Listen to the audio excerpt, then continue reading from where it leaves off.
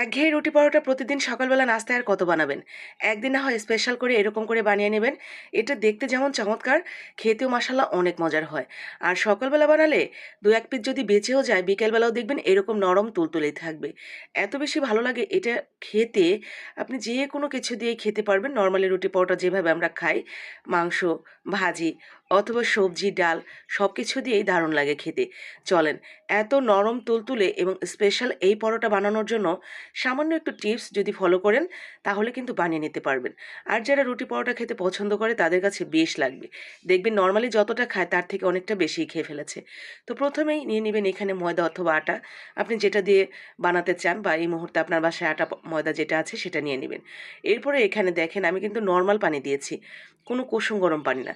স্বাদ মতো লবণ আর সাথে নর্মাল পানি দিয়ে নরমালি একটা ডো বানিয়ে এটা আমরা মাত্র ৫ মিনিটের জন্য এক সাইডে রেখে দিব। ৫ মিনিটের মধ্যে এটা সুন্দরভাবে সেট হয়ে যাবে। এরপরে দেখেন ৫ মিনিট পর ঠিক এরকম আরেকটু নরম হয়ে গেছে। তো এরপরে আমরা উপর থেকে আরেকটু শুকনো আটা ছিটিয়ে ধরা যায় ঠিক এরকম করে নিয়েছি যে হাতে লেগে না যায়। এরপরে লেচিগুলো করে নিয়েছি। তো এখন এই লেচির উপর দিয়ে সমান করে নেব আমরা।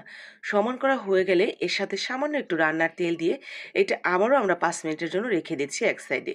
তো ৫ মিনিটের মধ্যেই এই যে আমরা তেল দিয়েছি না, এর জন্য অনেকটা রাবারি হয়ে যাবে। তো সামান্য একটু উপর থেকে তেল দিয়ে এভাবে রেখে দিবেন ৫ থেকে ১০ মিনিটের জন্য, কমপক্ষে ৫ মিনিট আর কি, উপরে বেশি হলেও সমস্যা নেই। তো দেখেন অনেকটা বেশি রাবারি হয়ে গেছে।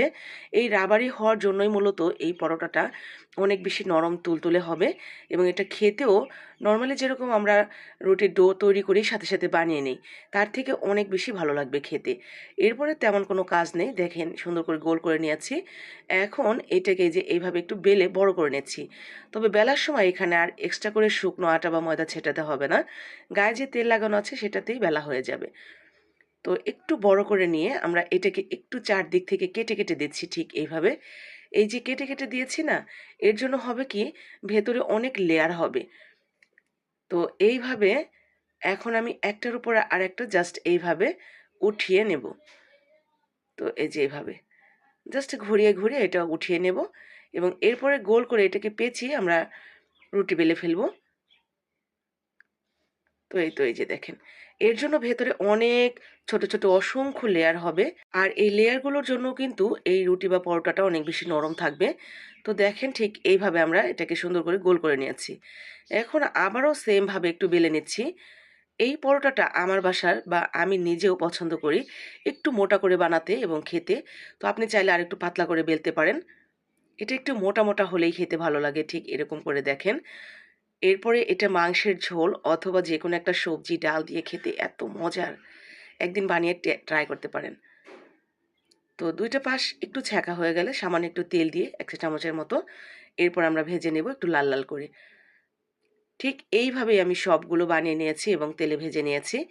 এগুলো কিন্তু চাইলে ফ্রোজেনও করা যায়। ফ্রোজেন করতে চাইলে এপাশে ওপাশে জাস্ট ১ সেকেন্ড ২ সেকেন্ড একটু করে তাপ দিয়ে এরপর এটা এয়ারটাইট বক্সে ভরে রেখে দিলেই হবে ডিপ ফ্রিজে নামিয়ে। এরপর যখন ভাজবেন তখন জাস্ট বের করে ভেজে নিলেই ঠিক এরকম একদম নরম তুলতুলেই হবে। তো আশা করি দেখেই আপনারা বুঝতে পারছেন এটা কতটা ভালো লাগবে খেতে। তো ভিডিওতে তো শুধু দেখেই বুঝতে হবে, খাওয়ার কোনো অপশন নেই। তো খাওয়ার অপশন থাকলে না হয় একটু খেয়েই দেখতেন।